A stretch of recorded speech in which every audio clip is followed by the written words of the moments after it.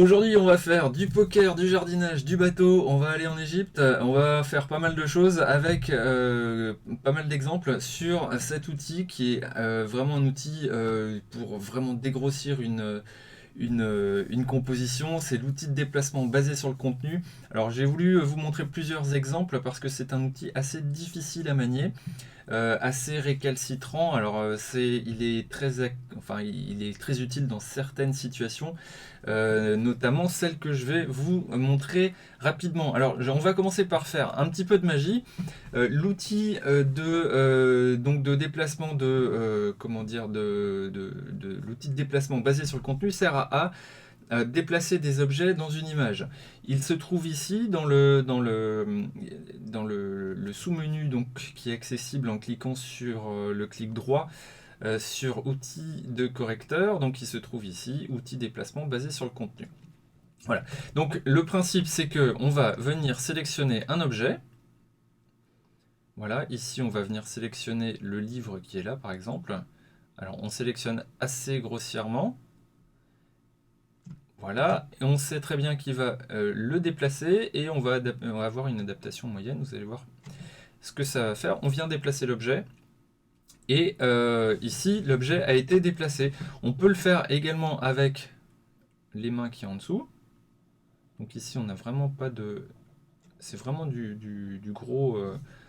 voilà, du travail voilà, vraiment du gros œuvre, je dirais. Et après, on peut venir évidemment avec le tampon de duplication. On va venir hop, obscurcir et on va venir voilà, corriger un petit peu les détails. Donc vous voyez le principe de cet outil qui est de déplacer des objets. Donc Photoshop va prendre un objet, il va le coller ailleurs, il va le fondre dans le décor ailleurs et il va recréer du contenu à partir de l'objet, de l'endroit où était l'objet. Alors ici, évidemment, je vous ai montré le cas le plus facile, le cas où ça fonctionne vraiment très bien, c'est sur du fond, un fond uni avec des objets qui sont vraiment bien séparés.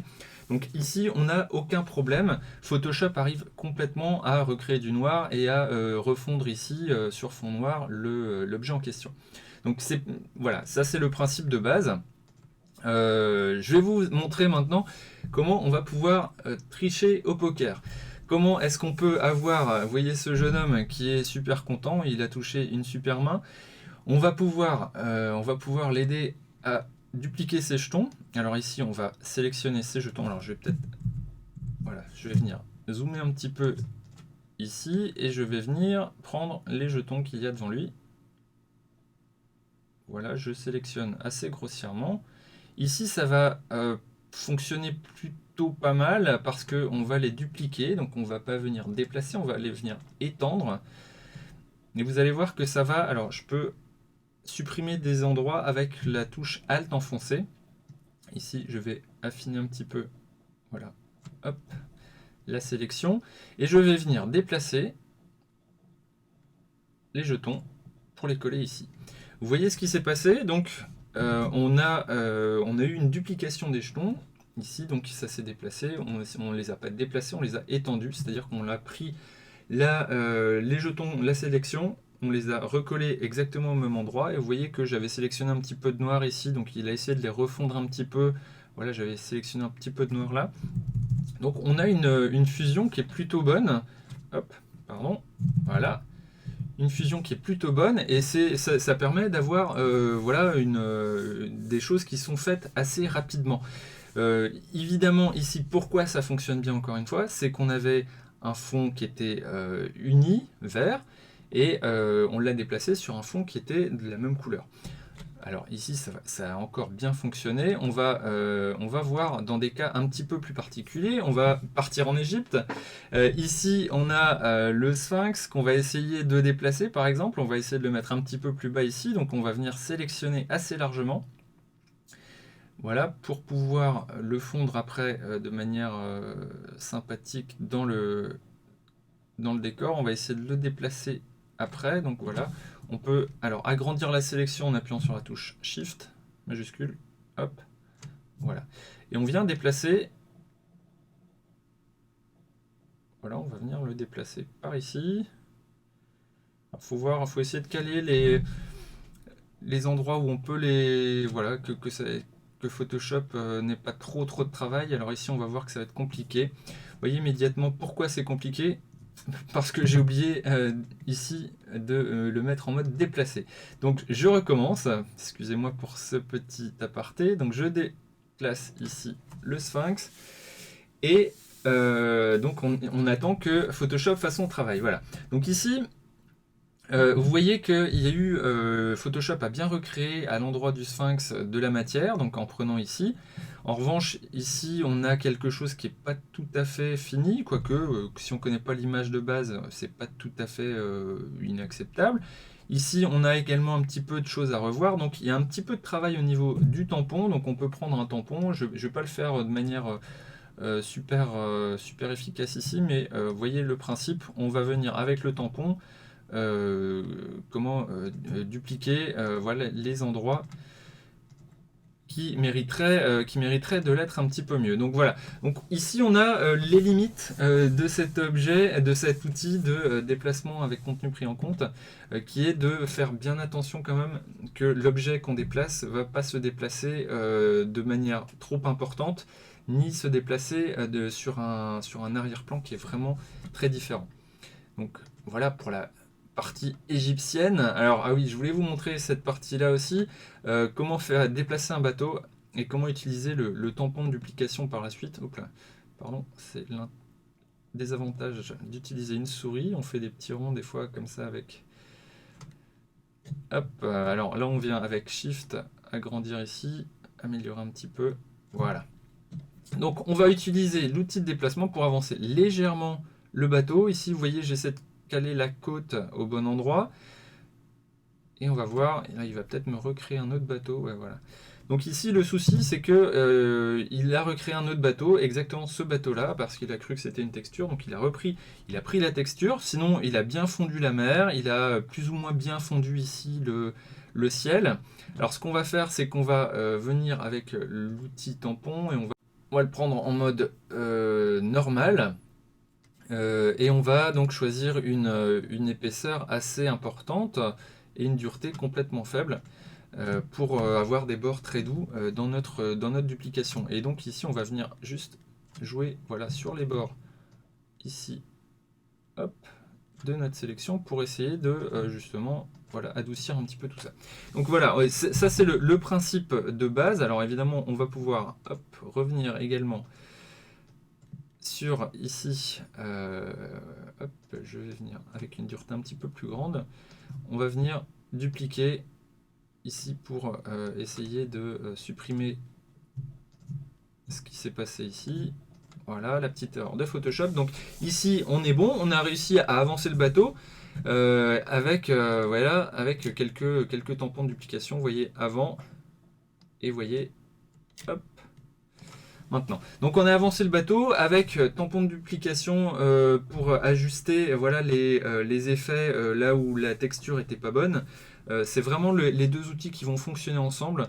Quand vous utilisez l'outil de déplacement avec contenu pris en compte, il y aura tout le temps ce genre d'artefacts qui vont se mettre en place. Alors je vais vous montrer une dernière image. Ici le palmier, admettons qu'on souhaite avoir sur la partie gauche de l'image un texte pour une brochure publicitaire par exemple, ou n'importe.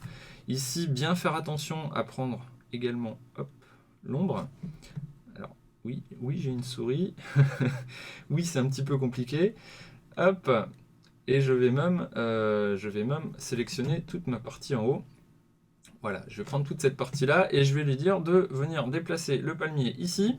Et on va voir ce qu'il va réussir à nous faire pour pouvoir avoir de la place à ce niveau-là. Et vous allez voir que c'est, voilà, on a vraiment une première grosse approximation. Et on a un petit peu, même pas mal de boulot au niveau du tampon de duplication. Ceci dit, ça permet d'aller quand même plus vite parce qu'on a de la texture, on n'a pas tout à refaire. On peut tamponner à partir de la texture qu'il a recréée ici. Donc on a de la nouvelle texture, on a des nouveaux nuages. Donc on a un travail qui est facilité avec ensuite le tampon de duplication. Donc là-dessus on est plutôt bien. Je vais vous montrer également, alors voilà, c'est cette image. Ça fonctionne donc très bien quand on a des arrière-plans unis et des objets qui se déplacent sur les mêmes teintes. En revanche, alors je vais peut-être vous montrer une autre image que celle-ci. Voilà, je voulais vous montrer celle-ci, où il y a une texture donc, qui est un petit peu, voilà, qui est la texture du sable. Ici, on va sélectionner une trace de pied, on va la faire se déplacer ici. Et vous allez voir que celle-ci, alors elle va sans doute bien fonctionner, donc on a quand même une texture qui est moyennement fondue, mais on peut par exemple ici, vous allez voir le problème, pas uniquement de la texture, mais de pas mal de choses, de la couleur également. Voilà, quand on va venir déplacer l'objet ici, on va avoir un problème de fusion en termes de couleur. Donc on va bien avoir ici la texture qui va être recréée. En revanche ici la fusion va être, comment dirais-je, un petit peu plus aléatoire. Ce qui peut vous aider parfois, c'est justement de faire adaptation très large et d'agrandir ici votre zone de sélection. C'est une des méthodes qui permet généralement, alors là ça va sans doute pas fonctionner non plus, mais ça permet d'avoir une meilleure moyenne sur l'objet qu'on déplace et de fondre de plus en plus l'objet déplacé. Donc ici, ça ne fonctionne pas très bien, évidemment. Donc c'est aussi pour vous montrer la difficulté de ce type d'outil qui est assez capricieux. Vous voyez que sur cette trace de pas, ça fonctionnait bien. Sur celle-ci, eh bien, il va prendre un arrière-plan qui va être difficilement fondable dans le... Fondable, c'est pas très français, mais qui va être difficilement fondu dans la nouvelle texture. Voilà. Donc, l'objet outil de déplacement avec contenu pris en compte, ses avantages, ses limites, sa puissance toutefois limitée. Donc essayez voilà, faites vos propres essais sur vos propres images pour bien comprendre comment ça fonctionne, dans quelle situation ça peut être utile. Utilisez-le en début de vos retouches photos pour justement pouvoir dégrossir vos retouches. Si vous avez un objet à déplacer, c'est la première chose à faire dans une photo. Donc voilà pour cet outil. J'espère que cette astuce vous aura plu. Évidemment, cette vidéo faisait partie de la semaine spéciale contenu pris en compte sur formation-photoshop.com.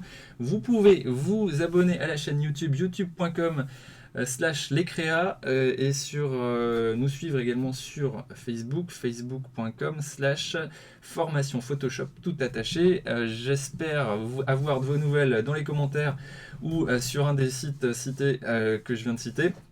J'espère vous voir très prochainement et je vous dis à bientôt. Ciao.